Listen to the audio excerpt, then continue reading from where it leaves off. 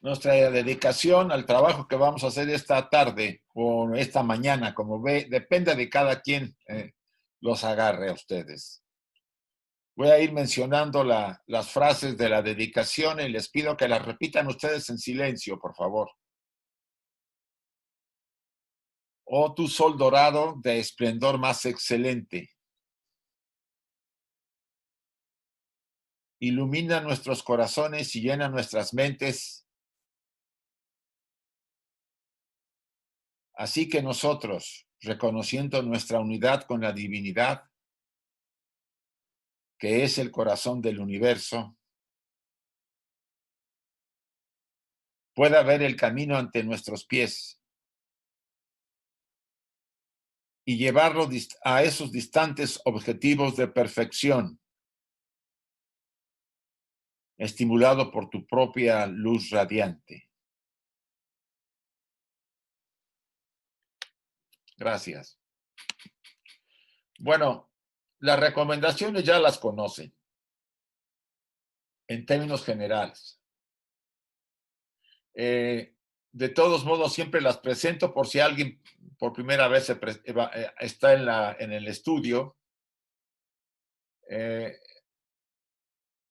Hemos estado estudiando la doctrina secreta desde el año pasado, aunque el estudio por Zoom empezó pues desde el momento en que ya no nos pudimos reunir físicamente.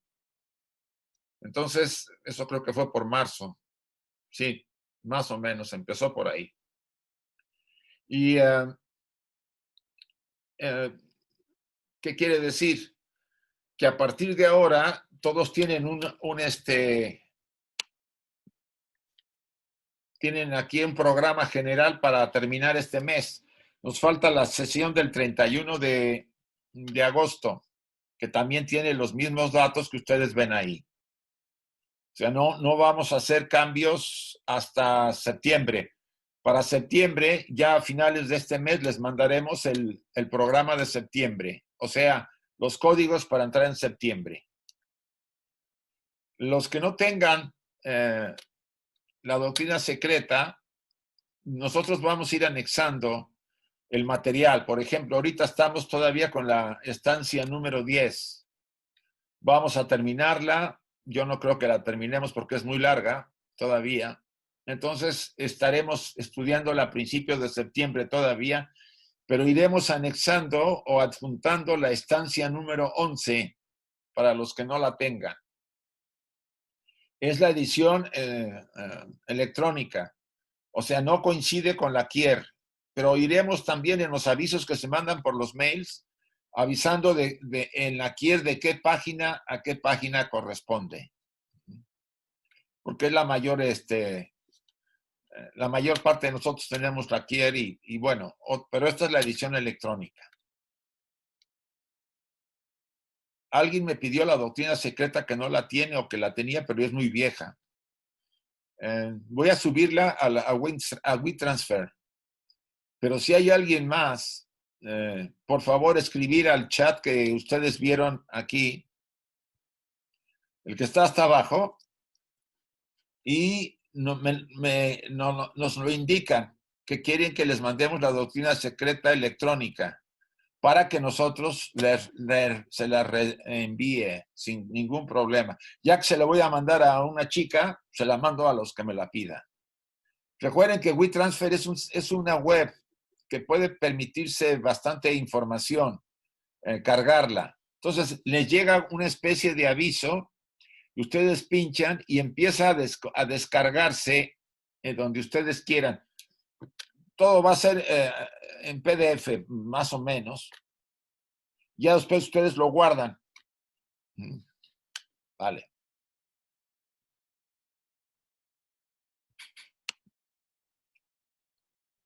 Bien. Vamos a empezar entonces. Más o menos hemos dejado, yo quisiera ir a esta, porque la anterior ya la habíamos tocado, la sesión, la última fue la anterior. Dice acá, y antes de seguir con esto, quisiera yo aclarar, Madame Blavatsky se extiende sobre el tema de digámoslo así. Ya estás grabando, ¿verdad, Nuria? Sí, desde el principio. Ah, gracias. Madame Blavatsky se extiende el tema de la caída de los ángeles bastante y vuelve a traer constantemente partes del proceso de la creación, o sea, de la formación del hombre.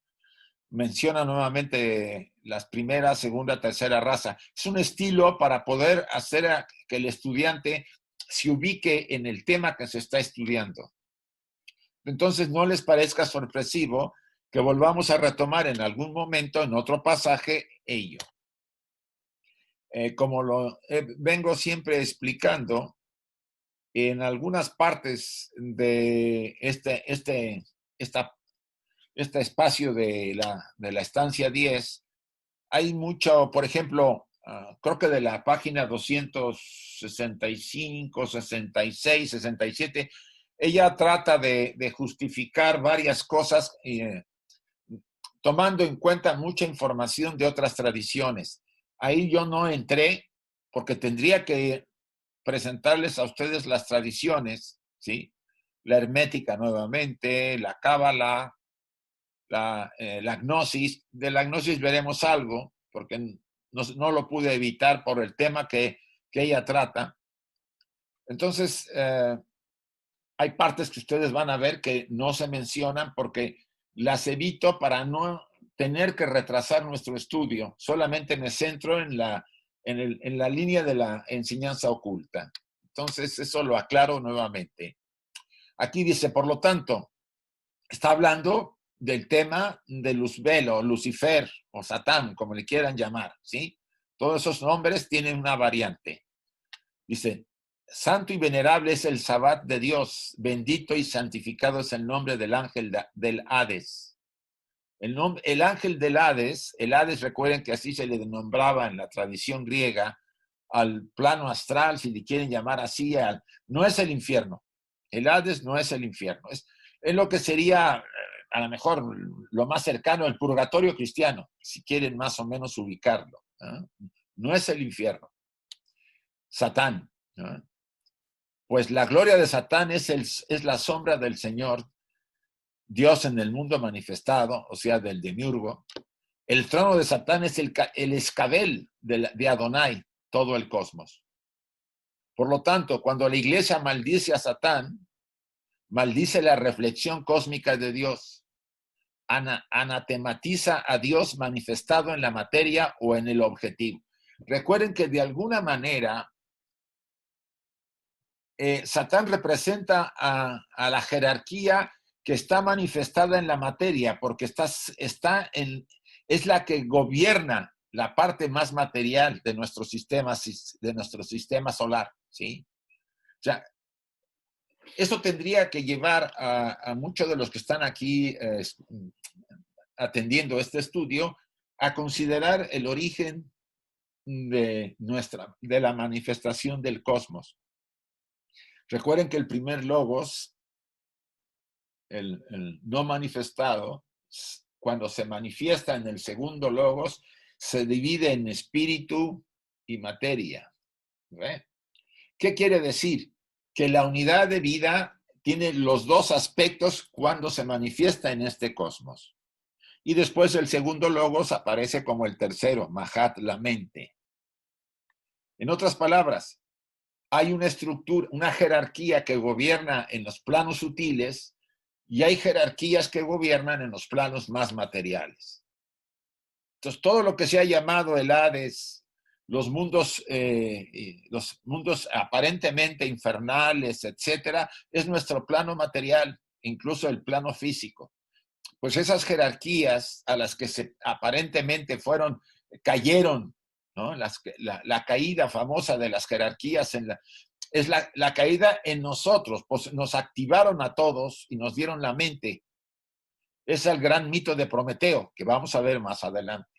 Esta pequeña explicación la hago para que nosotros tenemos que luchar contra un condicionamiento muy fuerte, que está en la inducción desde pequeños en la tradición religiosa que todos vemos, que hemos practicado en Occidente, el cristianismo.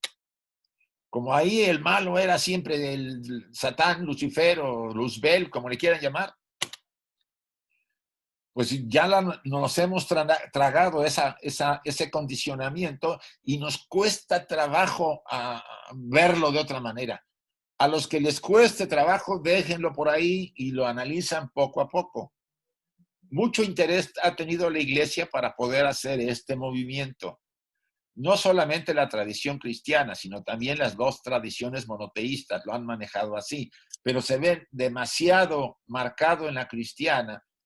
Como dice Blavatsky, ha hecho cosas que ahora no puede deshacer porque ya no tiene manera de salirse de ese dogma porque se vendría abajo toda la estructura. Entonces dice, por lo tanto, repito, cuando la Iglesia maldice a Satán, maldice la reflexión cósmica de Dios, anatematiza a Dios manifestado en la materia o en lo objetivo, maldice a Dios o a la sabiduría por siempre incomprensible, revelándose como luz y sombra, bien y mal en la naturaleza. Es la única manera comprensible a la limitada inteligencia del hombre. El gran problema es que tenemos una mente dual, bien y mal, luz y oscuridad, y con el condicionamiento, pues ya nos metieron ahí la idea de que Luzbel y Lucifer y Satán es el malo de la película y el otro son los buenos. Entendería mucho al que le costara hacer esa modificación. Está en todo su derecho a irlo asimilando y aceptándolo poco a poco. Esta es la interpretación verdadera, filosófica y metafísica de Samael o Satán, el adversario, en la Cábala, encontrándose la misma doctrina y espíritu en las interpretaciones alegóricas de todas las demás religiones antiguas. Forma imperfecta. Les ofrecemos ahora en estas páginas tomadas de la doctrina secreta del Oriente, y así el significado alegórico y simbólico de la serpiente del Génesis se encuentra explicado por los hijos de la sabiduría. La famosa serpiente del Génesis, del paraíso que tentó a Eva, era la jerarquía de los hijos de sabiduría que nos daba la posibilidad de poder tener la mente, ¿no? O ángeles de las altas esferas, aun cuando todos y cada uno pertenecen al reino de Satán o de la materia, revelando a los hombres los misterios del cielo. Cuando esa jerarquía encarnó en nosotros, o vamos a decir, entró o vivificó la mente, la variedad de formas en que fue activada la mente en el ser humano, o se mezcló, porque dice que en el capítulo 6, 4 o 6 del Génesis, los ángeles, los hijos de los dioses, tomando a las mujeres de la tierra, tuvieron con ellos hijos y fueron gigantes, instructores, bueno, toda una letanía ahí en el Génesis. Dice, ahí es esa es la caída porque esas jerarquías revelaron a los humanos los secretos que conocían ellos. Pero esto lo vamos a ver más adelante. Sin embargo, como las enseñanzas de la doctrina secreta han sido siempre conservadas secretas, y como el lector no puede esperar que se les enseñe los textos originales, y esto que nos quede claro, a menos de que se haga discípulo aceptado. ¿Qué es un discípulo aceptado? Algunos no saben muy bien. Me gustaría que alguno de los que lo saben muy bien lo comentara, abriera su micrófono y diera la explicación, porque para dar oportunidad a algún comentario, por favor. ¿Quién lo quiere hacer? Si no, yo lo hago, pero bueno, díganlo. Quien quiera. Carmen, Clarisa, quien quiera. Puedo probar, digamos.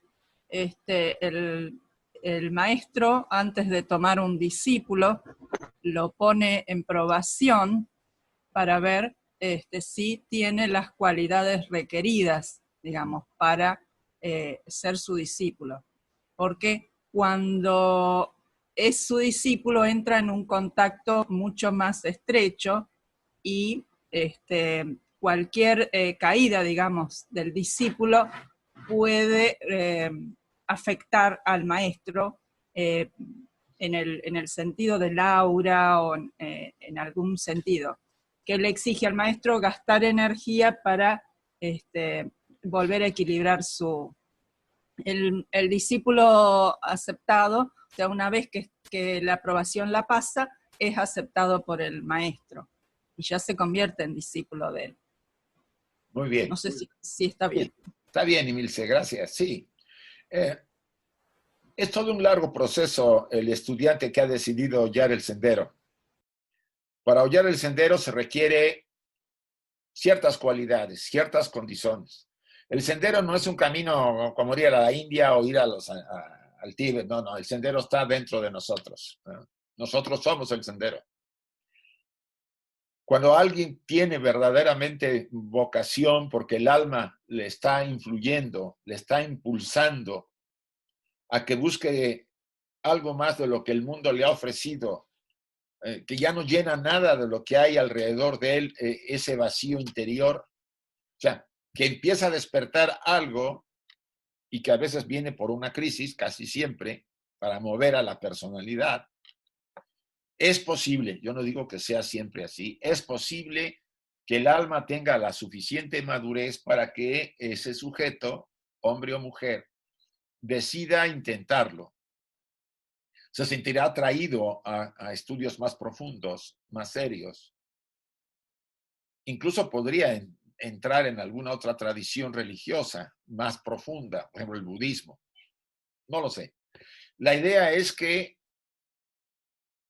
hay instructores, aunque el gran instructor para mí está en mi corazón, el yo superior, pero a veces, como decía Paul Brunton, ese instructor se refleja en el exterior y encontramos a alguien que nos puede guiar en ese proceso. No todos han necesitado un instructor exterior. Muchos han desarrollado su voz interior, su maestro interior y son guiados por él. Pero en el caso de lo que nos estamos refiriendo, un chela aceptado, ya lo dijo Emilce, porque el chela aceptado o el estudiante aceptado o el discípulo aceptado se convierte después en el hijo del maestro. Y ahí la conexión es tan grande que cualquier aspecto oscuro que el discípulo no se hubiera mostrado, pues puede afectar muchísimo la labor de uno de esos grandes instructores. De ahí que la aprobación puede durar, en términos generales dura 7 años, pero hay estudiantes que tienen hasta 14, 21 y a veces toda la vida, ¿ya? O a veces 2 o 3 años, todo depende del desarrollo con que viene el alma a esta encarnación. Entonces, cuando habla acá Madame Blavatsky del tema del discípulo aceptado, está refiriéndose a que ellos pueden tener acceso, además porque el discípulo aceptado de alguna manera tiene ya muy despierta la intuición y puede leer entre líneas lo que se está diciendo, además de que puede recibir ese conocimiento por el maestro al que está dedicado. Los versados en latín y griego deben volverse a los textos originales de la literatura hermética. Lean, por ejemplo, con cuidado las primeras páginas del Pimander de Hermes Trismegisto y verán nuestras doctrinas corroboradas ahí por más veladas que esté su texto. Aquí hay un tema también muy interesante en el Pimander. El tema está en que los traductores de la literatura hermética eran cristianos, entonces hicieron ahí sus cambios agregados, les pusieron, le llamaron a ciertas cosas el Padre, el Hijo, cuando no, el Pimander jamás mencionaba eso. Dice, encontrarán también la evolución del universo de nuestra Tierra, llamada en el Pimander la naturaleza, así como todo lo demás, desde el principio húmedo o el gran océano, padre-madre, la primera diferenciación del cosmos manifestado. Primero la mente universal, acuérdense, Mahat, que el traductor cristiano, y aquí es donde está el tema, metamorfoseó en las primeras interpretaciones en Dios, el Padre. Luego en el hombre celeste, el gran total de aquella hueste de ángeles que era demasiado pura para la creación de los mundos inferiores. Entonces, ¿qué le han ocurrido a algunos escritos antiguos? Que cuando se han traducido, por ejemplo, el Pimander que venía en griego, sí, porque no creo que haya llegado en egipcio, en jeroglíficos, la versión que yo recuerdo que se manejó en el Renacimiento, cuando se empezaron a traducir las obras antiguas griegas, eran en griego o latín, pero era más bien griego. O copto, ¿no? Hay pasajes de la Gnosis que vienen en copto porque fueron encontrados en Nag Hammadi, la literatura. Entonces, ¿qué ocurrió? Pues que le metió la mano los traductores cristianos para adaptarlo a la versión de la versión cristiana. No está tan grave, si no hubiéramos perdido ese gran conocimiento, pero tengan cuidado cuando ustedes lo estén leyendo.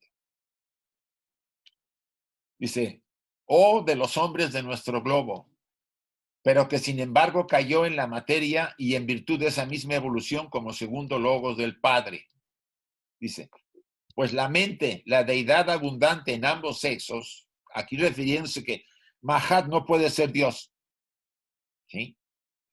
Siendo luz y vida, produjo con su palabra otra mente u obrero, el cual siendo el Dios del fuego y del espíritu, dio forma y construyó otros 7 gobernadores, los cuales contienen en sus círculos el mundo fenomenal y a cuya disposición se le da el nombre de destino. Este párrafo es un comentario que se hace al punto anterior del Pimander. ¿Qué quiere decir? Que la mente, que es, como dice ahí, deidad abundante en ambos sexos, ¿sí? Andrógina, luz y oscuridad, vida, luz y vida, y generó de ella un obrero, o sea, una jerarquía, que fue la jerarquía del fuego y el espíritu, segunda jerarquía. Y de ella volvió a generar otra, que son los 7 gobernadores.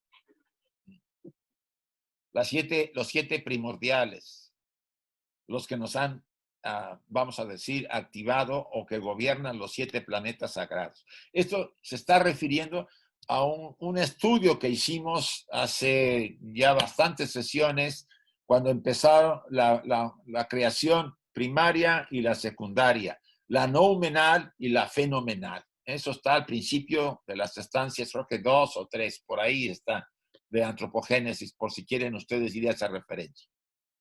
Dice, aquí es evidente que la mente, el pensamiento primordial, divino, universal, no es ni el uno desconocido, no manifestado, puesto que abunda en ambos sexos. Es macho y hembra, ni tampoco el padre es cristiano. No puede ser el padre cristiano, ok. Se le ha adjudicado ese calificativo por el traductor cristiano en el Pimander, puesto que este es masculino y no andrógino. El padre cristiano es masculino, ¿sí? Ve que lo ponen siempre de hombre.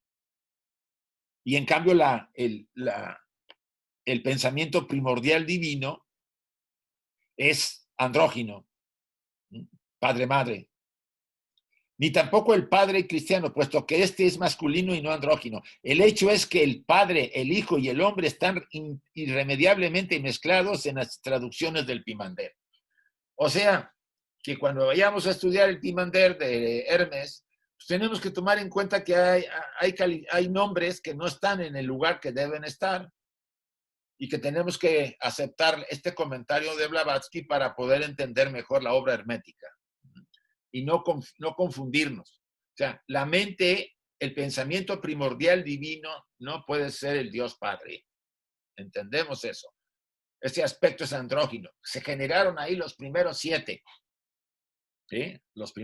Las primeras jerarquías, ¿cómo se llamaban? Ichin, no, ¿cómo tenían un nombre? Agi, los Agi, ¿sí? Que eran la base para que la mente universal se manifestara, porque sin Agi no había manera de que alguien pudiera manifestar la mente. ¿Sí? Todo esto es pasados estudios. De ellos emanaron una siguiente jerarquía, aquí la menciona. La jerarquía del fuego y el espíritu. Y después la tercera jerarquía es así, los 7 gobernadores, a los que nos referimos en nuestro sistema solar, que son las cabezas de los 7 planetas sagrados, ¿sí? Entonces, aquí Blavatsky trata de aclarar que en el Pimander el estudiante puede confundirse si acepta esa traducción como está hecha. Y le pone aquí las aclaraciones. Sería bueno que el que estudiara el Pimander de Hermes consultara esta parte del párrafo, de los párrafos que hay aquí para poder delucidar a qué se está refiriendo el traductor. En el libro del Xian, entonces ella se va al libro del Xian, dice, respecto al hombre primordial, cuando por primera vez fue educido por el sin hueso, el creador incorpóreo. Aquí estamos hablando, y vuelve otra vez la señora Blavatsky a hablar de la primera raza, el hombre primordial, ¿sí? Es creado incorpóreo, no tenía cuerpo, era etérico, para que ustedes puedan ubicarse. Entonces dice el pasaje del libro del Xian. Primero el soplo, luego Buddhi. El soplo es que Atma. Después Buddhi, el que sostiene, ¿sí? Y el hijo, la sombra, el cuerpo astral. Eso ya estaba, o sea, Atma y Buddhi ya estaban. Acuérdense que las mónadas ya estaban listas para hacer encarnar, pero no tenían el baján, el cuerpo, el vehículo. Entonces, cuando llegan los pritis lunares, emanan las partes sombrías de ellos, ¿no? Cuerpo astral, y se forma una especie de ser etérico, ¿sí? Entonces, ese ser etérico recibe el chispazo del el nepesh, la vida, pero estaba envuelto en el cuerpo astral y en el ovoide, en el que genera Atma, ¿sí? Acuérdense, el huevo áurico. ¿Qué ocurría? Eso lo estuvimos repitiendo mucho, que la parte superior, Atma Buddhi, no tenía conexión con la parte inferior, el cuerpo astral, el nepesh, la vida. ¿Faltaba qué? Dice ahí. Pero ¿dónde estaba el eje, el principio medio? Manas. No había manas, no había mente. El hombre estaba condenado. Cuando están solos, el indeterminado, elemento indiferenciado, y el Vaham Buddhi, la causa de lo sin causa, sepárense completamente de la vida manifestada. ¿Qué quiere decir? Que si no hay manas, no hay nada. Simbólicamente, no hay autoconciencia, y si no hay autoconciencia, no hay un individuo. Aquí vuelve a repetir lo que ya dijimos en varias sesiones anteriores para ubicarnos otra vez, porque sacó el tema del Pimander de Hermes. Entonces, que nos quede claro, la primera raza no tenía mente, no tenía manas, ni cama. Es una repetición. La segunda raza tampoco. Aunque hay un pasaje, y yo eso tuve por ahí con Alberto algunos comentarios, que dice, parte de la jerarquía de la mente, de aquello de los Anishvatas, de los Manasaputras, los seres que tienen el fuego, ¿sí?, de la mente, irradiaron algunos de la segunda raza, pero no dice más, dice nomás eso. Entonces, la realidad es que lo que sería el hombre, que todavía no era en la tercera raza Lemur, a mediados de la tercera, cuando ya la separación se había casi logrado, recibe la mente. Es cuando se da la mente. Ahora, no todos nos dan la mente, porque algunos se niegan, dado que el vehículo, que no era ni siquiera todavía físico, era medio así, medio gelatinoso, medio etérico, no era denso, era más espiritual que humano, vamos a llamarlo así, era semi-humano. Eran seres gigantes con un ojo en la frente y les faltaba, dijeron, no, aún son formas incompletas. Una parte de esa jerarquía se negó a entrar o a irradiar la mente. Dijeron, nos esperamos. Entonces, ya ahí viene todo lo que hemos visto en las sesiones últimas, pero voy a proseguir según el párrafo y prefiero ahorita abrirlo para que si hay alguien que quiera hacer un comentario sobre lo que hemos visto. Si alguien quiere abrirlo, por favor, recuerde, abre su micrófono, pregunta o comentario. No abusemos del tiempo para que esto sea más fluido y no hablemos al mismo tiempo. Hay una chica que se llama Milce, que es de Santa Fe, pide entrada. Me mandó por WhatsApp. No sé si está ahí. Ya había dicho él que eso no. Isaac, Sí, a ver, un comentario. Hace algunos años, respecto de los textos herméticos, hace algunos años hicimos en Madrid en unas jornadas sí, ibéricas, me acuerdo. teosóficas, sobre el hermetismo. Y ahí, bueno, es totalmente cierto esto de que los textos herméticos, especialmente el corpus hermético, porque hay mucha gente que piensa que los textos herméticos son el Kybalión. El Kybalión es un libro moderno, de principios del siglo XIX, perdón, del siglo XX. Es un libro moderno. Los textos herméticos, el corpus hermético, es una colección de libros que fueron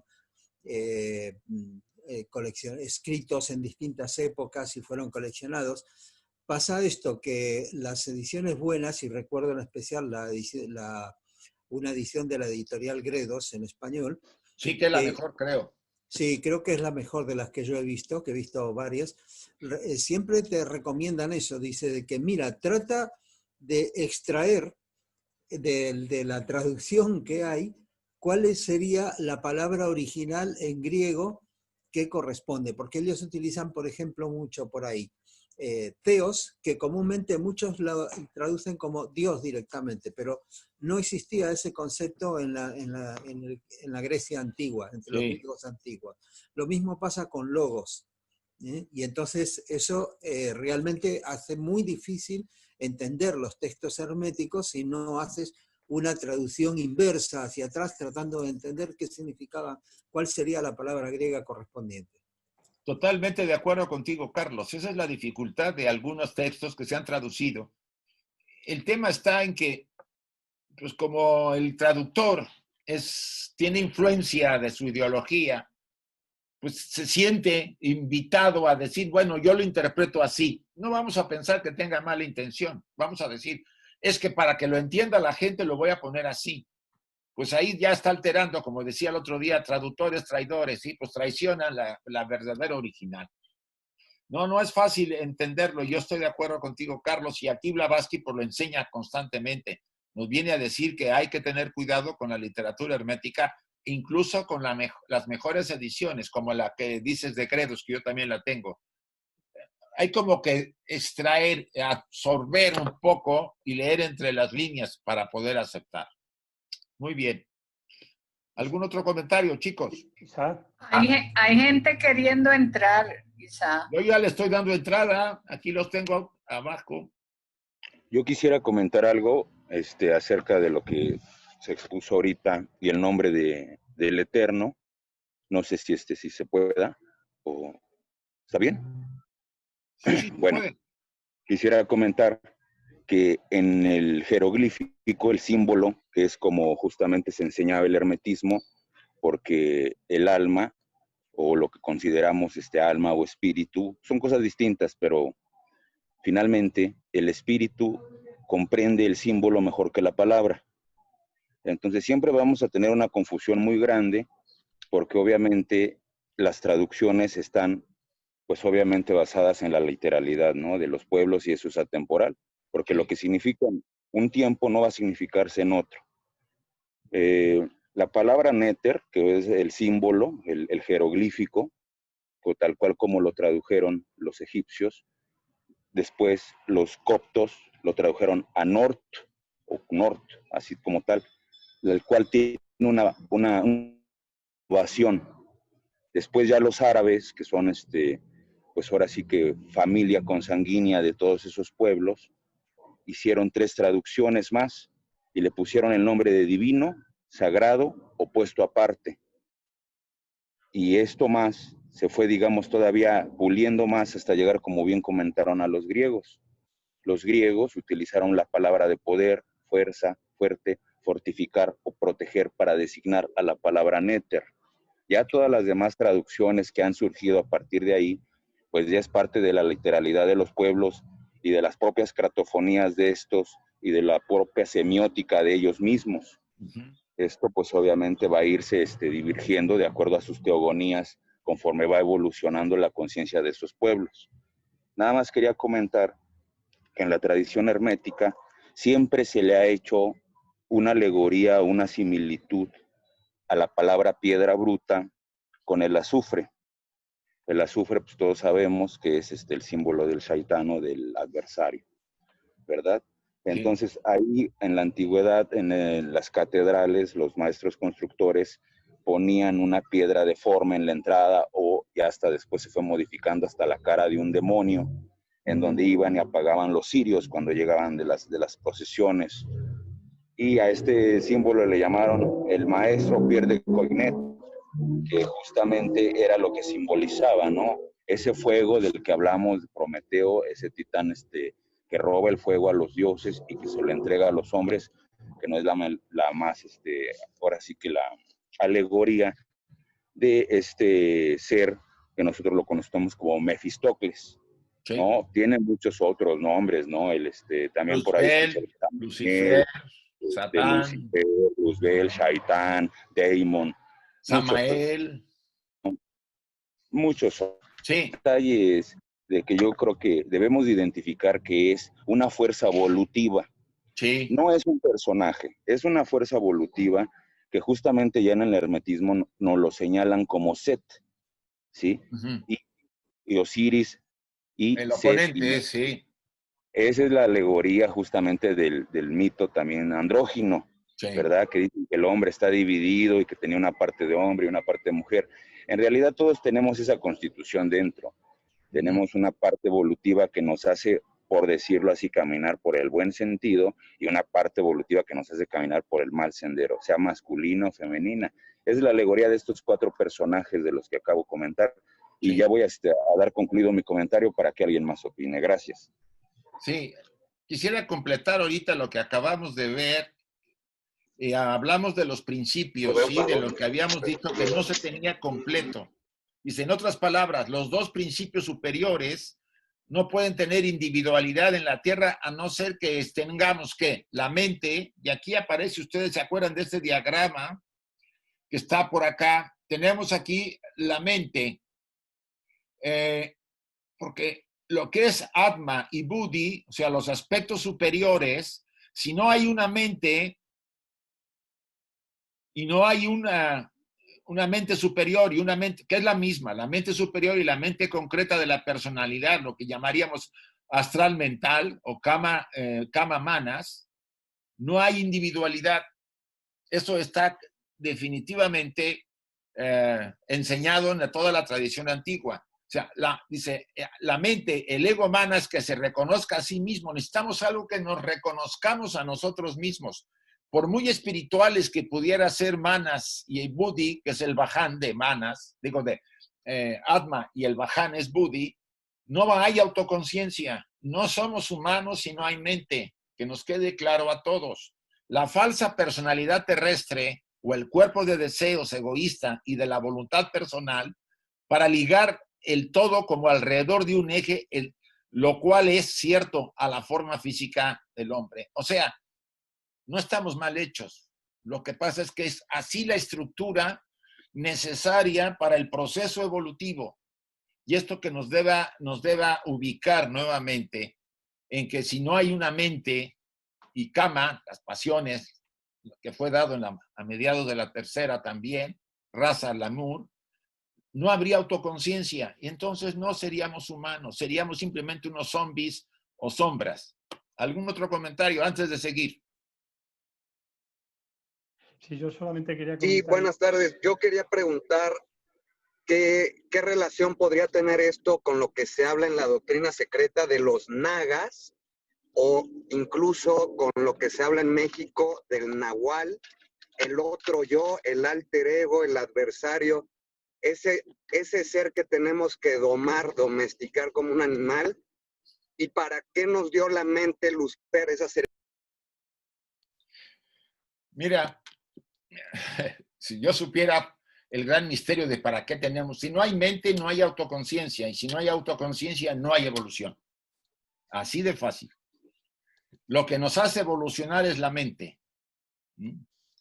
Porque con ella, muchos han puesto a la mente como un puente que nos lleva del mundo material de la personalidad al mundo espiritual. Pero el problema de la mente es que es dual. Y una parte de ella está como embelesada con la personalidad, o sea, la parte animal. Y la otra, pues, vive en su mundo formando esa triada superior, el mundo divino. Entonces dice, el puente hay que atravesarlo para llegar al otro lado. Incluso se le denomina a veces antacarana en la literatura teosófica. Pero el problema es que ustedes y yo ya nos quedamos a la mitad del puente y ya nos gustó estar ahí en la mente. La mente tiene mucha fuerza, muchas capacidades, pero pues no hay más, ¿no? Hemos hecho teorías materialistas y visiones muy limitadas que dicen, no, lo demás no existe, nomás es la mente y las pasiones y lo material, etcétera, lo que los sentidos nos dicen. Esa es la visión materialista. Isaac, ¿Puedo comentar algo, Isaac? Sí, Clarisa. En la doctrina secreta, la señora Blavatsky dice, voy a ver si lo digo casi textualmente, dice, está Atma, solo.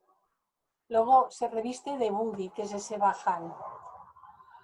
Pero continúa ella diciendo, ni Atma solo, ni Buddhi solo, ni ambos juntos podrían hacer nada sin un tercer factor. Y este tercer factor es Manas. Sí. Manas es uno. O sea, la mente superior y la mente inferior, todos estos nombres que le estamos dando y que a veces repetimos sin haber comprendido lo que está significando, no es más que términos para entendernos. Hay un solo Manas, porque cuando estamos desencarnados, Manas está ahí y es uno. Cuando estamos en encarnación, hay una necesidad de que parte de ese Manas mire hacia abajo de sí mismo para poder relacionar lo de arriba de sí mismo con todo lo que se está manifestando durante la encarnación. Vehículo cámico, vehículo físico, todas las actividades que tenemos. Y por eso la propia señora Blavatsky en su diagrama, en el primer tomo de la doctrina secreta, dice, Manas es dual en sus funciones, pero no que hay dos Manas, porque todo el mundo va repitiendo. Sí. Y cuando vamos repitiendo entramos en confusión. Y al final ya no sabemos por qué decimos que es un Manas superior y un Manas inferior y tal y tal. Hay un solo Manas. Y tal como has estado diciendo, Isaac, muy, muy bien, es el que sirve de puente durante la encarnación, porque hay una necesidad. Sin esa mente no seríamos más que animales bípedos. Sí, sí.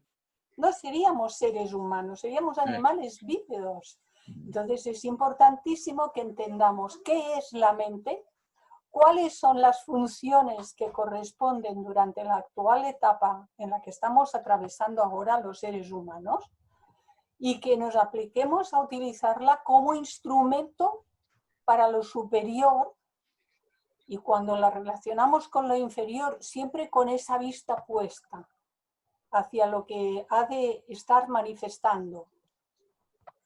Si perdemos de vista esto, estaremos muy perdiditos. Sí, es cierto. Disculpadme que me haya alargado un poco. No, está bien, Clarisa, porque todo lo que se diga para aclarar Manas es importante. También quería José Luis, por favor, José Luis, disculpa. Isaac, un momento, Nieves Álava me dice que no puede entrar. Pues yo estoy dando entrada a todos y ya vamos 133, entonces no puede ser que no pueda. A ver, le voy a decir, a ver si ha entrado. Isaac. José Luis. Sí. Primero pidió la palabra José Luis ahorita, con gusto. Gracias, Isaac. Mira, cedo la palabra porque mi comentario hace un momento iba un poco en la dirección que se ha estado comentando ahora en estos instantes, es decir, en la importancia de Manas y bueno, cómo se puede ver el aspecto de Manas desde un punto de vista como negativo, materialista, o desde otro punto de vista, en fin, bueno, se ha estado comentando, no me extiendo y así cedo un poco el tiempo al resto de los hermanos que quieran hablar. Francisco. Perdón, primeramente, antes de todo, de que escucho tus opiniones con bastante atención. Y quisiera, digamos, entonces agregar, comprimiendo un poco todo lo que se ha dicho. Desde hace muchos siglos, en los templos de los misterios, desde Egipto a Asia, incluso aquellos templos que ya no están en el mapa de este planeta, se decía: lo que era, es y siempre será. En el principio era el caos. La materia y la energía no estaban organizadas y todo era oscuridad. Pero se hizo la luz. La sabiduría de la mente universal, creó las leyes universales que la física y la ciencia utilizan incluso hoy día. La materia y la energía se organizaron en átomos y otros elementos. Un átomo se unió a otro átomo y formó una partícula que, unida a otras partículas, formó los cuerpos y las galaxias del universo. Es posible que nos parezca que en el oscuro universo no puede haber luz, pero hay luz. Tal vez lo que no hay es un cuerpo donde reflejar la luz. Eso es lo que nos puede parecer a nosotros aquí. Necesitamos un cuerpo humano, un cuerpo de vida, para reflejar la conciencia y la inteligencia de la mente. Ese es el motivo de nuestra existencia. Madame Blavatsky Muy bien. ordenó la zoología de la vida mineral, vegetal y animal, dando nombres a las cosas. Tal vez, por el momento en que fue escrita la doctrina, nos parezca que fue cubierta con una cierta mitología que tenemos que traducir. Sí. Y ese es nuestro trabajo. Sí, es obvio que a todo estudiante, como decía Blavatsky, primera, no todo lo que viene en la doctrina está completo, ya lo dice ella. Se reveló una parte que era lo permitido y lo demás no se ha dado. O sea, hay un velo a mucha de la información. Segunda, hay mucha información solamente para ciertos estudiantes que tienen capacidad porque han avanzado. Entonces, para nosotros, tratando de dilucidar varias de las enseñanzas, que nos acercamos de alguna forma, modesta, podemos decirlo así, a ellas, buscando entenderlos en este momento para poder realmente, como decíamos siempre, cómo ponerlo en práctica en nuestra vida, porque de qué vale que sepamos si no lo ponemos en práctica. Aquí la base es la mente, la disciplina de la mente, no el control, yo diría la armonía que debe haber en la mente y las emociones y en el vehículo para poder recibir lo superior. Entonces, Blavatsky lo trata de decir de varias maneras en estos pasajes de Antropogénesis, donde está la formación del hombre cuando llega a su culminación con la mente. Y aquí en este pasaje último, en este diagrama, nos dice el quinto y el cuarto principio. Aquí los pongo con este círculo negro. O sea, el cuerpo astral y el cuerpo mental son los que contienen la personalidad dual. El ego real e inmortal, que está en la parte superior, y se asimilan a los dos superiores y a la personalidad falsa, que es la parte inferior. Y transitoria, el cuerpo mayavi o astral llamado alma animal humana, teniendo que estar ambos estrechamente entremezclados al objeto de una existencia terrestre completa. O sea, necesitamos todos los vehículos para una existencia completa. Y en el tránsito de nuestras vidas, de las encarnaciones, vamos aprendiendo primero a conocerlo, después a disciplinarlo y a purificarlo. Y llegado el momento, a prescindir, hasta donde es posible prescindir de una personalidad, yo diría a disciplinar y a someterla a la parte superior en la encarnación en la que empezamos realmente a hollar el sendero. Eso es en parte vamos a decirlo así, lo que trata de enseñarnos Madame Blavatsky en varios pasajes. Dice, bueno, ya estoy adelante. Ya nadie quiere hacer otro comentario. Voy a seguir. Vamos. Yo quisiera hacer un comentario rápidamente. Déjame, nada más mira, si quieres posteriormente, porque si no, no acabo, ¿eh? Sí. Lo hacemos más Era en la rápidamente, siguiente, ¿no? por favor. Para hablar de la diferencia entre Manas y Néter, que fue la traducción de la Biblia en Heliópolis. Sí, pero si quieres más adelante, por favor. Eso era nada más, ya lo hice, gracias. Vale. Dice, hay estudiantes, sin embargo, que hace tiempo han comprendido el sentido filosófico que se halla en el fondo de la alegoría, la tan torturada y desfigurada por la Iglesia romana de los ángeles caídos. El reino de los espíritus, de la acción espiritual que fluye y es el producto de la abolición del espíritu. Está afuera. Es opuesto, por supuesto, y se halla en contradicción con el reino de las almas divinas y de la acción divina. Ya lo hemos hablado. Solamente con la polaridad hay tensión. Y esa luz y esa oscuridad, aparentemente, que hemos calificado de lo de arriba y lo de abajo, entre comillas, como viene aquí mencionado, en esencia es uno. Pero si no hay tensión, no hay proceso.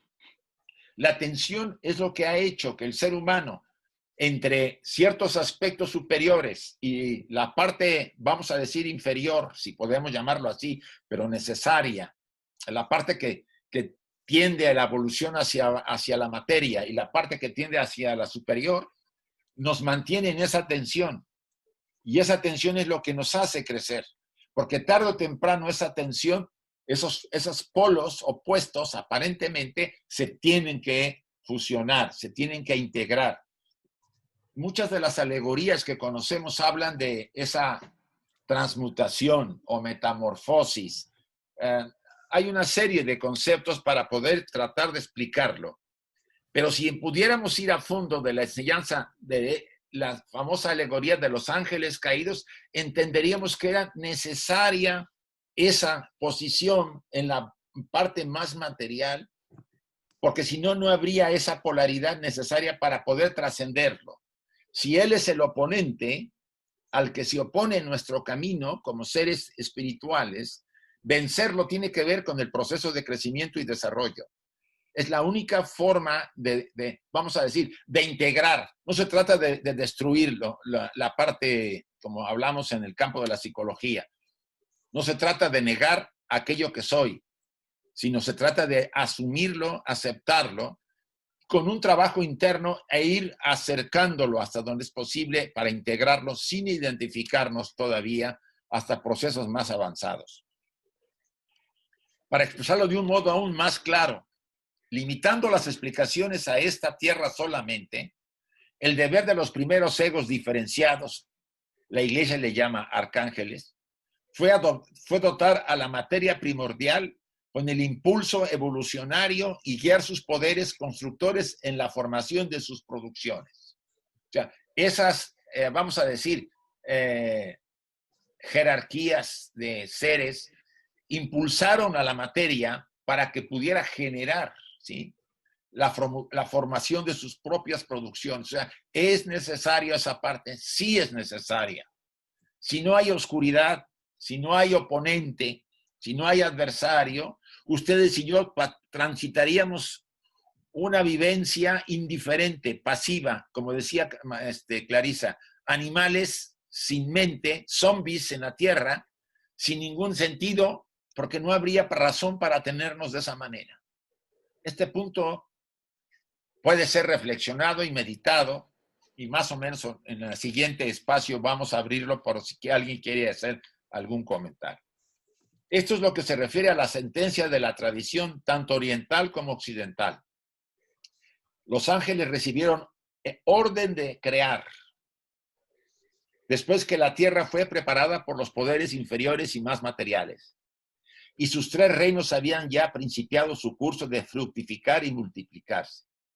Los poderes superiores, los arcángeles o dianis, fueron obligados por la ley de evolución a descender a la tierra para construir la corona de su evolución, el hombre. No hay caída. Era parte de la evolución.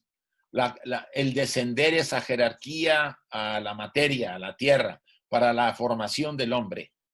Si eso lo empezamos a ver más claro, entenderemos por qué toda la, vamos a decir, la estructura planteada por las iglesias para poder tener control sobre el individuo, al amenazarlo con que pasaría, si se decidiera por un aspecto, pasaría la eternidad en el fuego y en el castigo, etcétera, etcétera.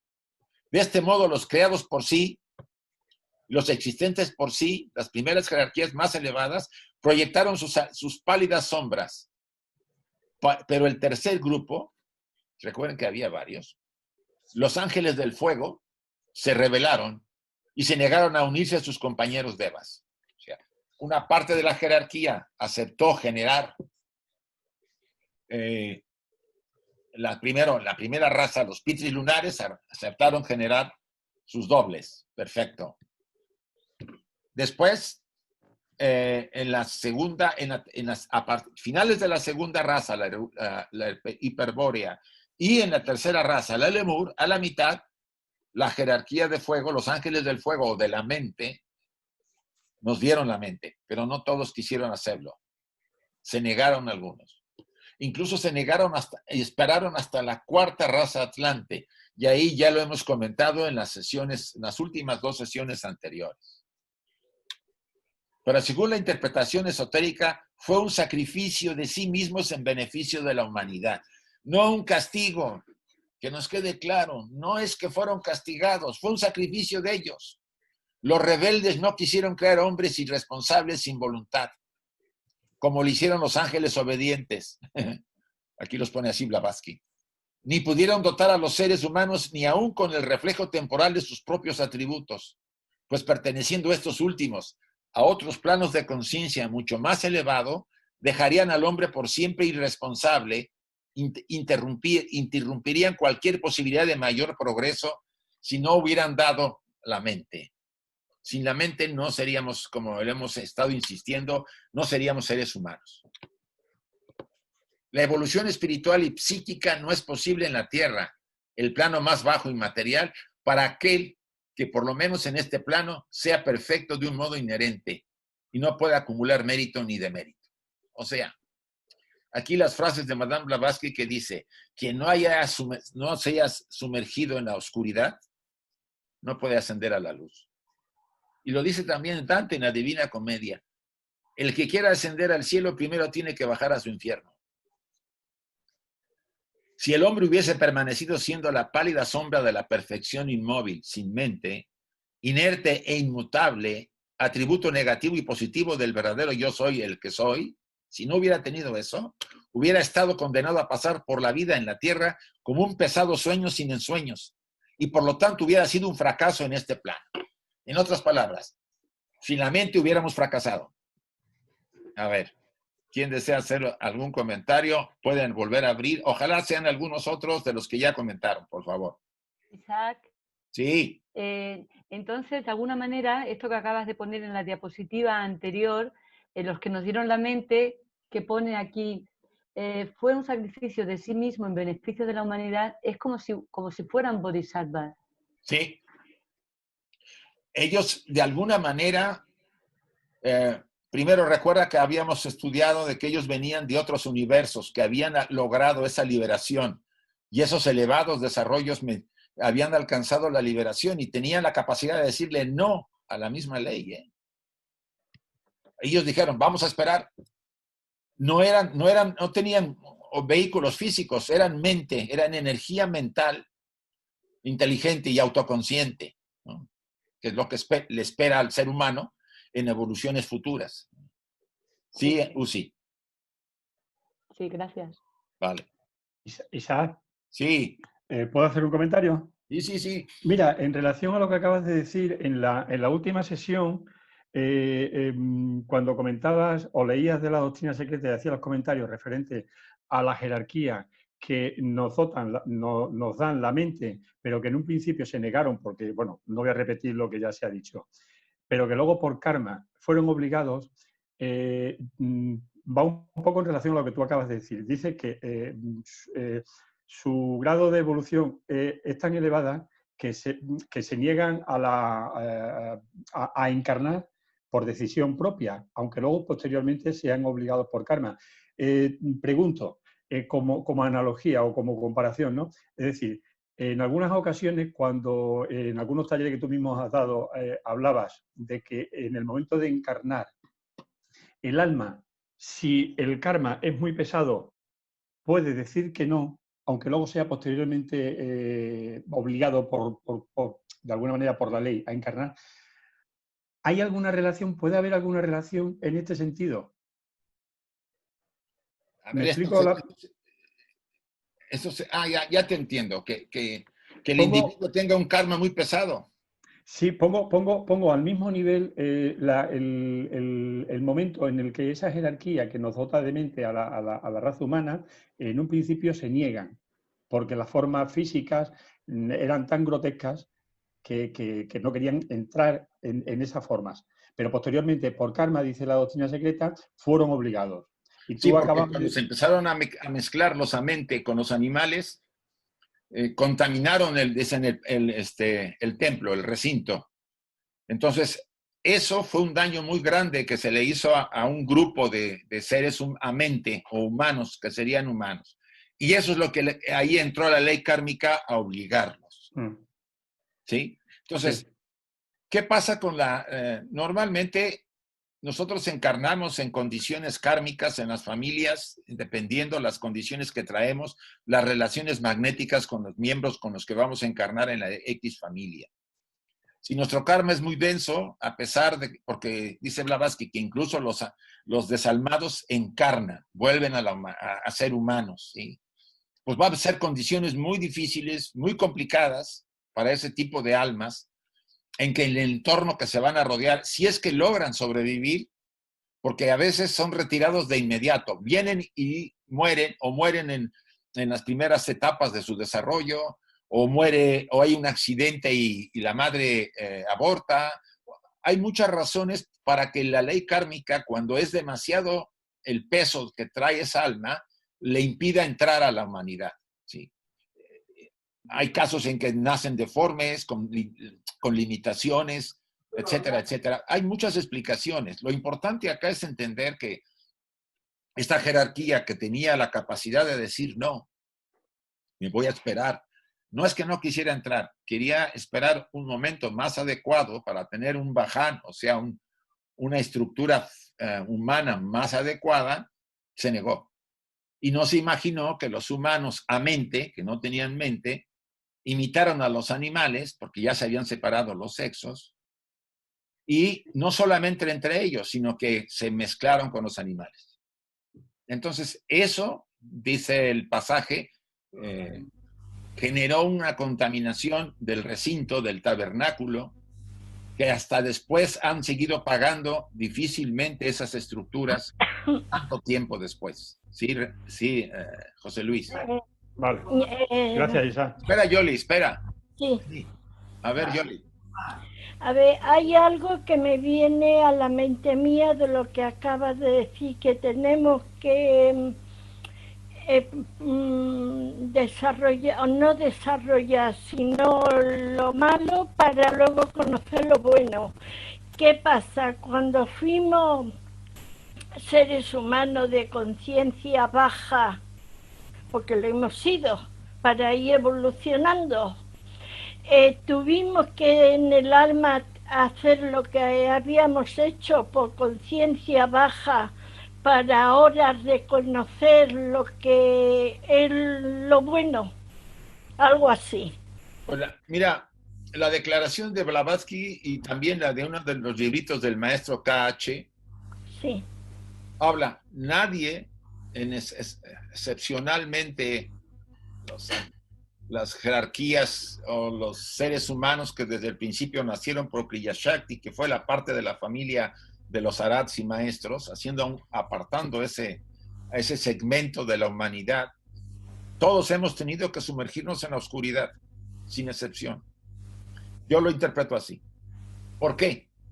Porque al entrar al mal, entre comillas, lo que nosotros llamamos mal, que es nuestras debilidades, todas las pasiones, todo, imagínense como animales haciendo cosas que no nos imaginamos, pues generamos que la ley entró a actuar y nos cobró.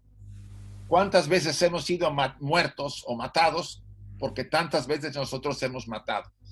Yo siempre le digo a alguien, ¿por qué tú no sales ahorita a la calle y si alguien te ofende, no sacas una pistola y se la vacías? ¿Cuántas veces te mataron? ¿Y cuántas veces has matado para que hayas aprendido esa lección? Entonces, la conciencia empieza a despertar cuando el sufrimiento te hace reaccionar, porque a nadie le gusta ese sufrimiento. Entonces, poco a poco vamos escalando y vamos mejorando vida tras vida, porque eso se aprende con cientos de vidas, no es tan simple. El haber salido de ese estado animal casi, a pesar de que la mente estaba ya ahí presente, pero poco desarrollada, nos ha costado cientos, yo no diría quizás hasta miles de vidas, el empezar a llegar a tener cierta conciencia como la tenemos ahora. Pero nos hemos tenido que sumergir en la oscuridad. Si no, no aprenderíamos qué es la luz. La luz se conoce por que hemos conocido la oscuridad. Hemos puesto el ejemplo. Si hemos nacido en una habitación donde siempre ha habido luz y alguien nos pregunta qué es la luz, no podemos decirlo porque no, lo contrario no lo conocemos. La mente necesita lo opuesto para conocer algo. Conoces la felicidad porque has sufrido. Conoces la satisfacción porque has estado insatisfecha. O sea, la polaridad famosa es la que nos ha despertado la autoconciencia.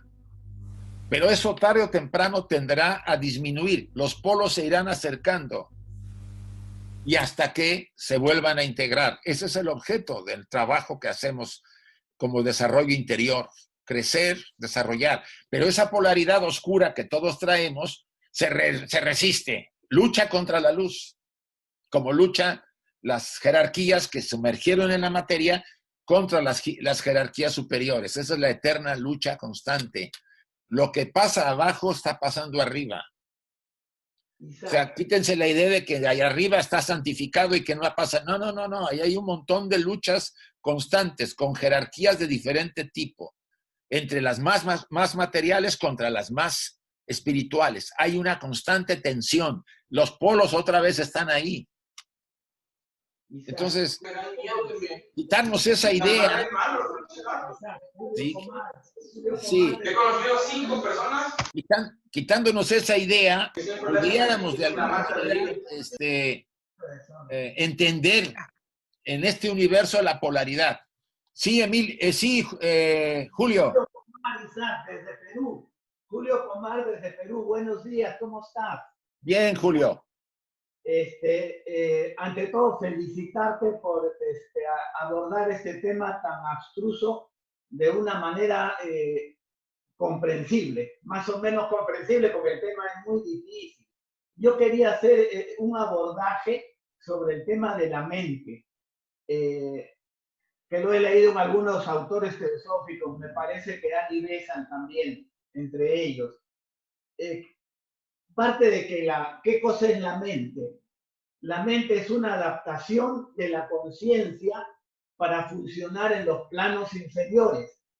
El ser humano es una entidad que funciona en los planos superiores de la manifestación mediante sus poderes, mediante sus vehículos o sus principios como son la mónada, alma, buddhi, manas en los mundos medianos del universo, y en los mundos inferiores utilizan la mente, que es una adaptación de la conciencia para funcionar en los oscuros mundos de la materia.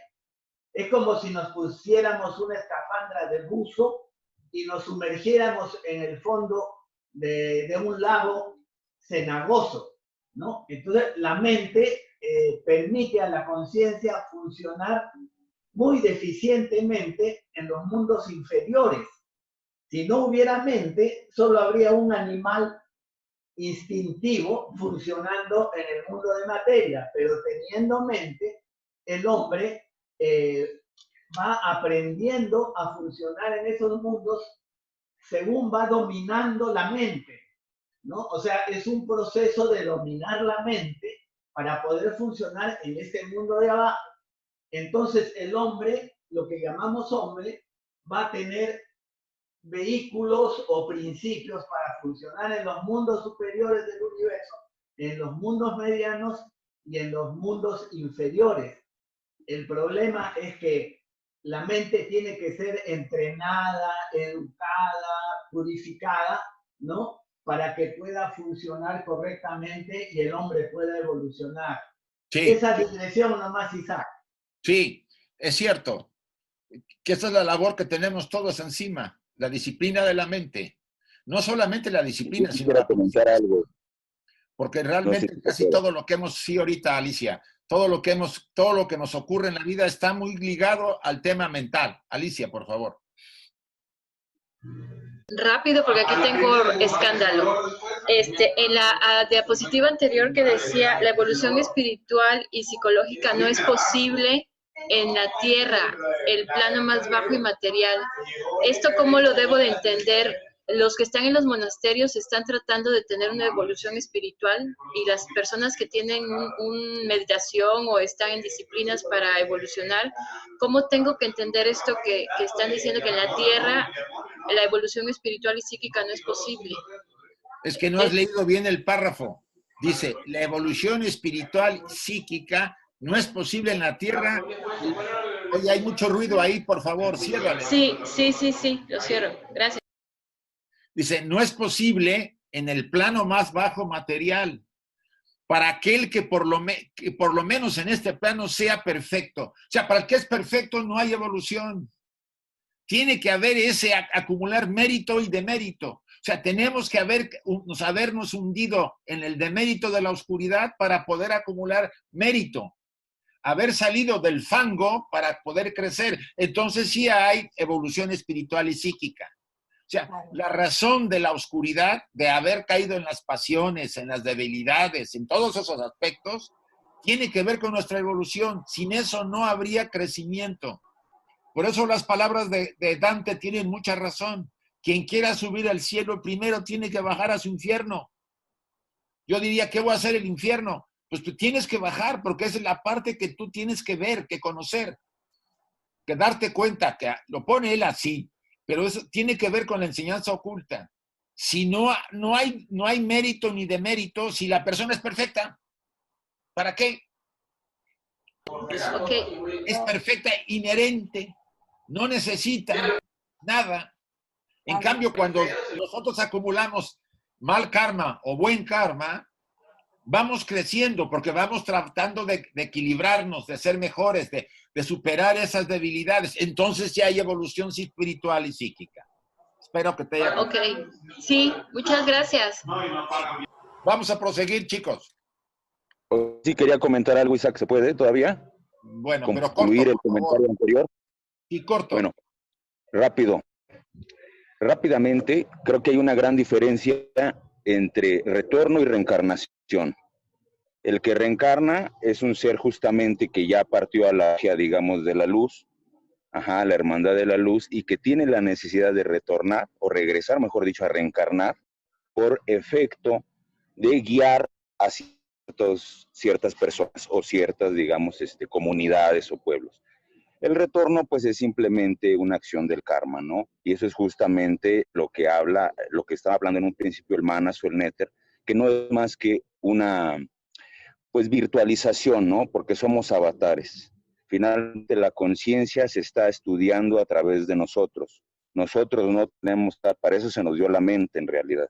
Estos querubs de los que habla el Enuma Elish, justamente, se hibridaron con los simios que existían en el África para poder dartarlos de la conciencia. Sin esto no hubiera sido posible lo que ahorita estamos haciendo. Eso es lo que quería comentar. Bueno, sí, yo de paso te digo, es que dice Blavatsky que no tenemos ni gota de simios en la sangre, salvo una parte de la humanidad, un grupo humano. O sea, eso lo vimos en 2 sesiones o 3 anteriores. O sea, a pesar de todas esas mezclas con animales que hubo al principio entre la tercera y cuarta parte de la raza Lemur, principios de la raza Atlante. A pesar de todo eso, después vinieron los dioses, los reyes divinos, y prohibieron y destruyeron a muchos de esos seres. Dice Blavatsky, el ser humano no tiene ni gota así de... Ella le llama, tiene un nombre que le da a los simios, de simio, de sangre simia. Pero bueno. Pithecanthropus. No, tiene Pitecoide. Dice, no, el hombre no tiene sangre pitecoide. Esto no significa que todos. Una gran parte no tiene, pero hay una parte que tiene, que fue la que siguió mezclándose, o que fueron los hijos de las mezclas y que quedaron. Y que dice ella en sus pasajes que son parte de la humanidad que no está ya, vamos a decir, desarrollándose al ritmo que se está desarrollando el resto de la humanidad. Pero no me quiero regresar tanto, solamente... Del simio Rhesus la vez pasada. Gracias. Vale. Los seres, o el ser llamado colectivamente Elohim, que pronunció el primero, ¿se acuerdan en el pasaje bíblico? Sí, en efecto, fueron pronunciadas, dice Blavatsky, realmente las dijo, porque aquí lo pone un poco en duda, las crueles palabras, cuando ven que los Elohims ven comer a Adán y a Eva del árbol del bien y del mal, ¿sí? Dice, ved, el hombre se ha hecho como uno de nosotros, para conocer el bien y el mal. Y ahora no sea que alargue su mano y coja también del árbol de la vida, y coma viva y viva para siempre.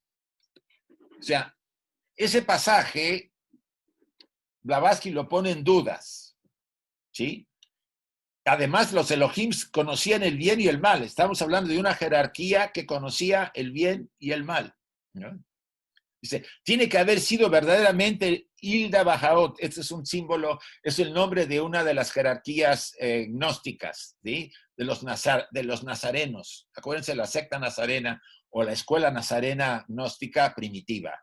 El demiurgo de los nazarenos, lleno de rabia y de envidia contra su propia criatura que él había generado, la parte inferior, ¿no? La jerarquía que nos dio la materia, cuya reflexión creó el opiomorfos. No entraré al tema todavía de la gnosis porque lo vamos a ver en un seminario a finales de mes. En este caso, es muy natural, aún desde el punto de vista de la letra muerta, considerar a Satán la serpiente del Génesis, como el verdadero creador y bienhechor, el padre de la humanidad espiritual. Échense esa afirmación de Madame Blavatsky. Él es el verdadero padre y creador y bienhechor del padre de la humanidad espiritual. Es como para reflexionarlo profundamente, porque él fue el precursor de la luz, el radiante y brillante Lucifer que abrió los ojos de los autómatas creados por Jehová. Y aquí le tira a Jehová, por un lado, según se pretende. Y no es Jehová, acuérdense que Carmen nos habló de ese tema, no es el Jehová divino, sino el Jehová creador de los Elohims de una jerarquía inferior. Dice, que fueron los famosos andróginos, que eran ya como ya, hermafroditas, etc. No voy a entrar ahí, ya lo hemos visto. Y aquel que fue el primero en susurrar, el día que comáis de él, seréis como Elohim, conociendo el bien y el mal, solo puede considerarse bajo el aspecto de un salvador. Esto nos cuestiona, sobre todo aquel que tenga la idea muy grabada de que Satán pues es el mal en persona, cuando aquí Blavatsky nos dice, gracias a él, es el precursor de la luz, es el famoso Prometeo que acaba de mencionar un hermano, el que nos dio la capacidad de conocer, de saber. Adversario de Jehová, es el espíritu usurpador. Él permanece siendo en la verdad esotérica el mensajero, siempre amante, el ángel, el serafín y el querubín que sabía mucho y que amaba aún más y que nos confirió la inmortalidad espiritual. Sin Satán no habría inmortalidad espiritual. En lugar de la física, pues esta última sería una especie de inmortalidad estática, sin mente, que hubiera transformado al hombre en un judío errante incapaz de morir. Estas partes del pasaje son bastante directas para señalarnos que gracias a este aspecto nosotros hemos encontrado el famoso mensajero, el inmortal espiritual, la inmortalidad espiritual. Sin él no la tendríamos, porque nos va a llevar tarde o temprano esa mente, que es el puente a lo divino, a que atravesemos y encontremos nuestra verdadera hogar, es el lugar de donde hemos emanado. Según se refiere el Gnostic, aquí mete un poco la gnosis, la tuve que introducir, en un libro que se llama The Remains of King, acerca de Ilya Bajaot, del famoso que lo mezcla con el Demiurgo o Jehová, a quien varias sectas consideraban como el Dios de Moisés. Ilya Bajaot estaba lejos de ser un espíritu puro. La ambición y el orgullo dominaban en su constitución. Por lo tanto, resolvió él romper toda relación con su madre, Ashamón, y crear un mundo solo para él, ayudado por sus 6 espíritus propios. Creó al hombre destinándole a ser la imagen de su poder. Pero fracasó completamente en su obra, pues su hombre resultó un gran monstruo sin alma, que se deslizaba por la tierra, o sea, era un zombie. Los 6 espíritus se vieron obligados a volver a traer su obra ante su padre para que lo animase, que nos diera algo para hacernos verdaderamente seres pensantes. Así lo hizo comunicándole el rayo de la luz divina que él mismo había heredado de Ashamón, su madre, quien por eso está perdida, por esta pérdida le castiga. Perdón, ahí faltó la palabra. Este pasaje, yo le voy a pedir a todos que esperemos la última sesión de agosto, que vamos a analizar el libro de Pistis Sofía, el libro de Valentino, ¿sí? Con los comentarios de Madame Blavatsky, y les va a parecer mucho más claro este pasaje. Yo lo incluí porque en parte me podía permitir invitarlos para que en la sesión del 30 de agosto podamos zambullirnos en este pasaje, en ese mito de Pistis Sofía, que les voy a mandar a todos antes de la sesión para que lo puedan leer y se ubiquen más o menos de qué va. ¿Es el 31? 30 o 31, no sé. No, 31 es lunes, creo. Lunes. Este es un especial del domingo. Sí. Vale. Aquí vuelvo a meter. De ahí la alegoría de Prometeo, que roba el fuego divino para que los hombres prosigan conscientes en el sendero de la evolución espiritual, transformando así al más perfecto de los animales de la tierra en un Dios potencial y dejando a su voluntad el conquistar el reino de los cielos por violencia. De ahí también la maldición pronunciada por Zeus contra Prometeo y de Jehová Ilya Bajaot contra su hijo rebelde Satán. Satán es, se puede decir, el Prometeo. Esto creo que puede hacernos reflexionar sinceramente sobre estas palabras y enseñanzas de Madame Blavatsky, sobre todo este juego que se ha planteado por la estructura teológica de señalar a Luzbel, a Lucifer, como el responsable de todos nuestros males, cuando realmente él nos permite elevarnos a lo espiritual y ser verdaderamente lo que somos, como decía el Maestro Jesús. Vosotros sois el templo del Dios vivo. Dioses sois si no os dais cuenta, decían en el Evangelio de Juan. Y eso nos debería mover, porque estamos acá para poder develar a ese Dios interior. Y gracias a este Señor que hemos calificado del maldito, el malo, el peor de todos, gracias a Él podemos hacerlo, porque nos dio la oportunidad de despegarnos de la oscuridad para ir a la luz. Sin esa lucha interior no llegaríamos nunca. Entonces, reflexión profunda requiere estas enseñanzas de Madame Blavatsky, sobre todo para romper con esos condicionamientos y prejuicios que tenemos todos por la enseñanza que se nos fue inculcada muy al principio. ¿Comentarios? Isa, quería comentar sí.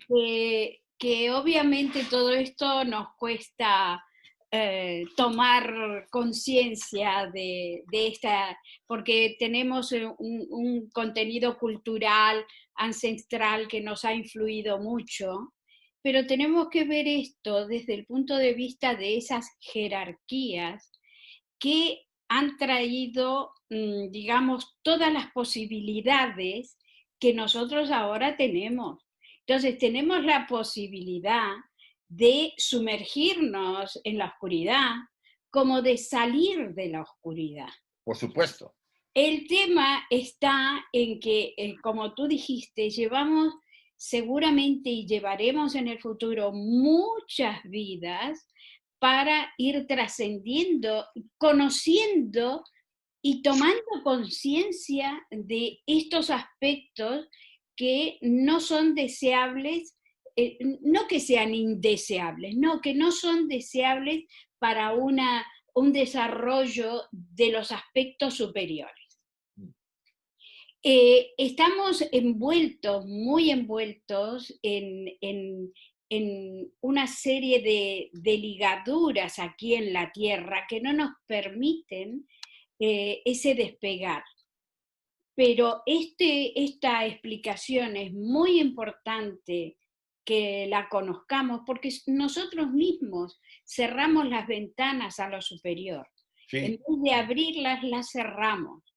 Entonces, tomar conciencia de que tenemos esta naturaleza dual, porque es dual, tenemos, por eso decía, a ver si estos van a ser capaces todavía de comer del árbol de la sabiduría y ser inmortales, etc. Claro, es esta naturaleza dual que, por un lado, están las tentaciones, podríamos ponerlas así entre comillas, y por otro lado está el deseo de superarlas. Esto tenemos que tener en cuenta que venimos con una carga kármica anterior, que esto no es gratuito, que esto no es porque a las jerarquías les dio la gana y porque de pronto el demiurgo dijo, bueno, vamos a cargar el karma sí. No, venimos de otras evoluciones que seguramente llegamos a un estadio de un tipo de desarrollo que en aquella evolución ya no daba para más. Entonces, el siguiente paso era sumergirnos totalmente en la materia para poder dar ese otro paso. Sí, sí. Tenemos que verlo como un proceso completo. Ajá. Y no un castigo. Exactamente. Y que no es para castigarnos y estar aquí en la materia, etc. No, hemos hecho un trabajo previo, ahora se nos ha encargado otro tipo de trabajo y es justamente en lo que estamos ahora, tratando de conocernos interiormente para saber auténticamente qué es nuestro ser interior y hacia dónde tenemos que ir. Tener esa claridad, porque si no estamos pensando que aquí en la Tierra estamos castigados. Y eso no es verdad. Esta es una oportunidad maravillosa para que ese ser interno resplandezca. Depende de cada uno de nosotros, de las posibilidades, etcétera, de subir a ese otro escalón para el cual hemos venido aquí. Nada más, Isaac.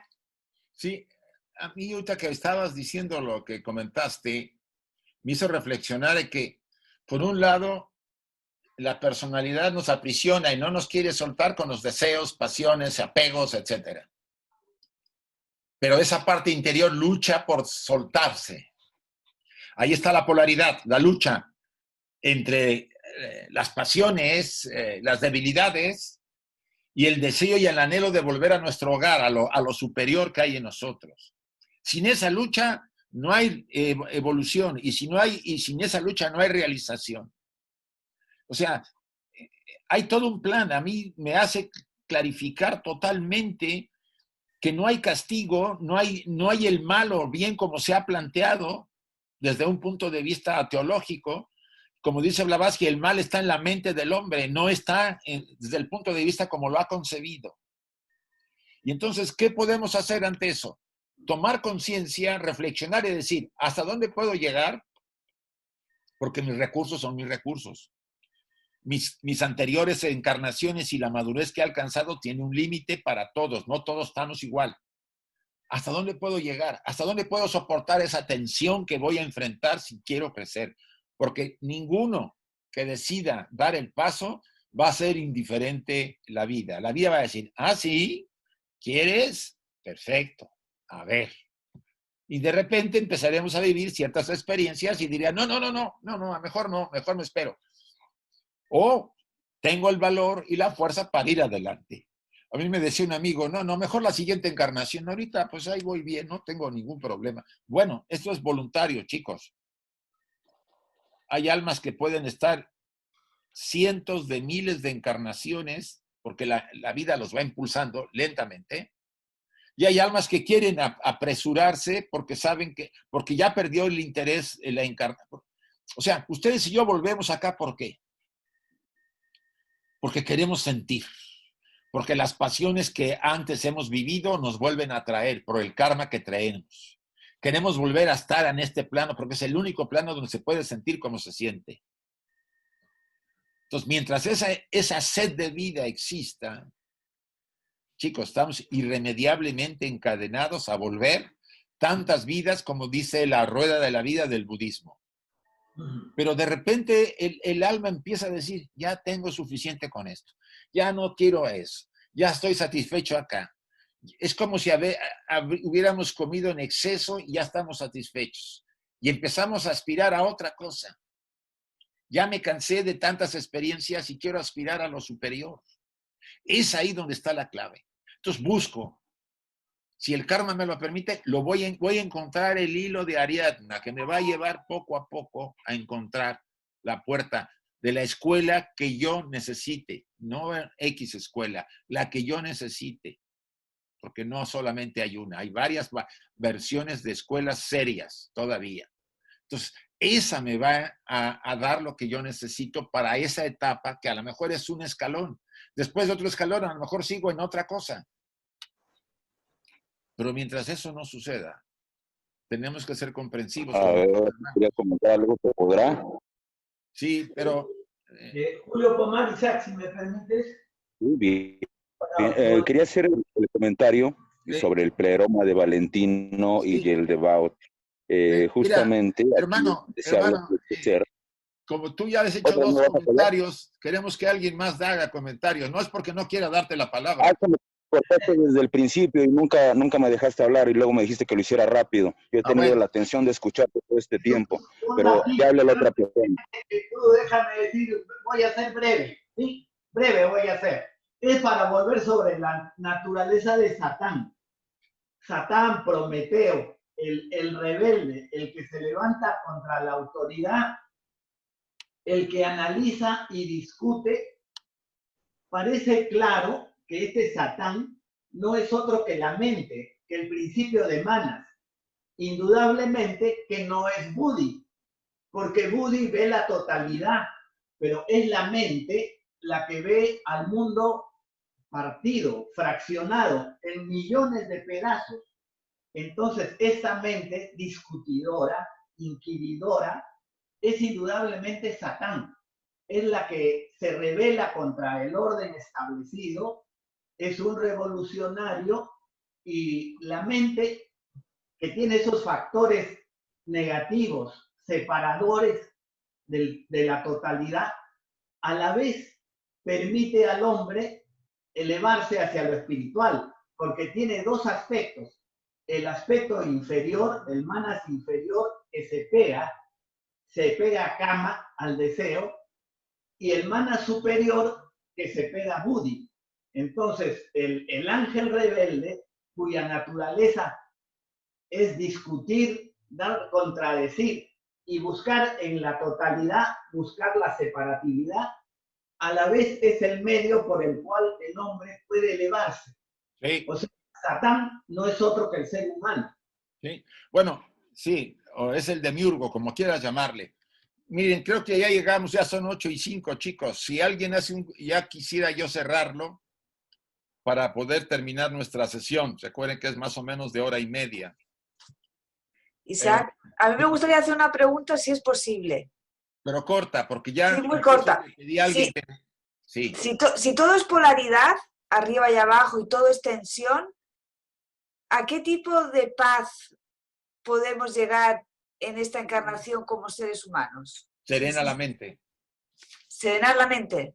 serenar la mente, ponerla en paz.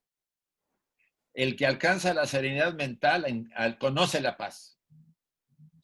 Pero ¿cómo vamos a alcanzarla si siempre hay esa polaridad? No, se puede. Por eso hay que trabajarte en meditación y trabajar la mente para poder encontrar esa serenidad, que Con también el sería equilibrio. emocional, porque todo se empieza a serenar. Claro. Y la meditación lo permite, pero hay que trabajarlo. No va a ser gratis. Antes has dicho algo muy importante en relación con esto, que es acercar los polos de opuestos. Sí. Ese balanceo lo vamos acortando, lo vamos Cada vez menos. acortando, lo vamos acortando, y ese es el lugar de encuentro de esa polaridad que ha sido descrito como el camino del medio o filo de la navaja. Sí. Hacia ahí hemos de ir. Pero claro, para eso el trabajo es el de transformar nuestro contenido mental.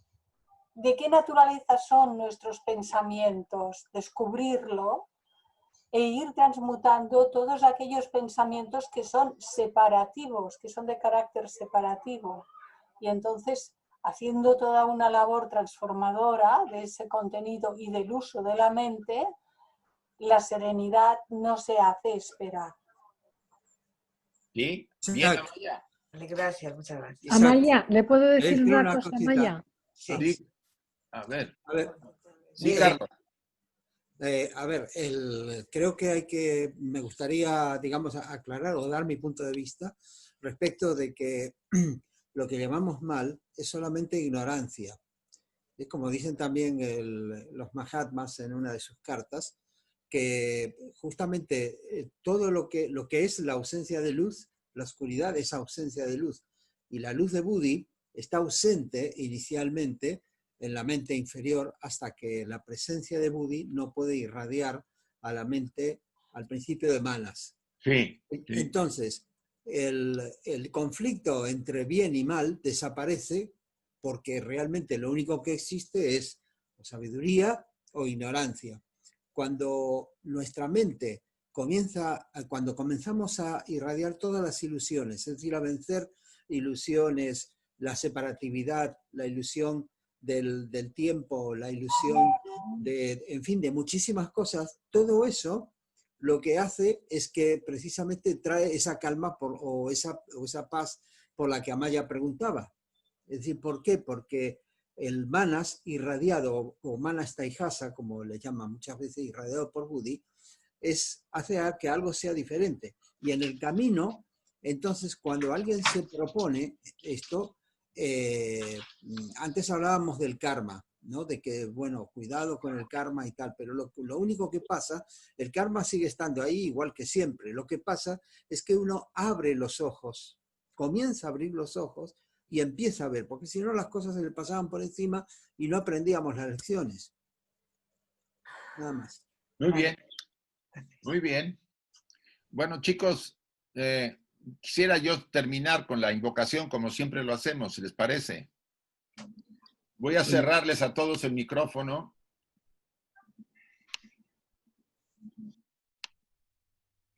Y cerremos nuestros ojos unos instantes, por favor.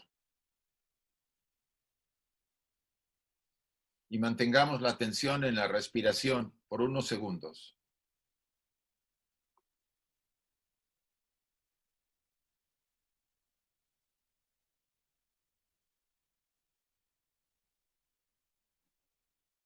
Vamos a repetir las frases que menciono después de que diga cada una de ellas, siguiendo el significado profundo que tienen. Oh vida oculta que vibras en cada átomo. Oh luz oculta que brillas en cada criatura. Oh amor oculto que todo lo abarcas en la unidad. Que cada ser que se sienta uno contigo sepa, por lo tanto, que es uno con todos los demás.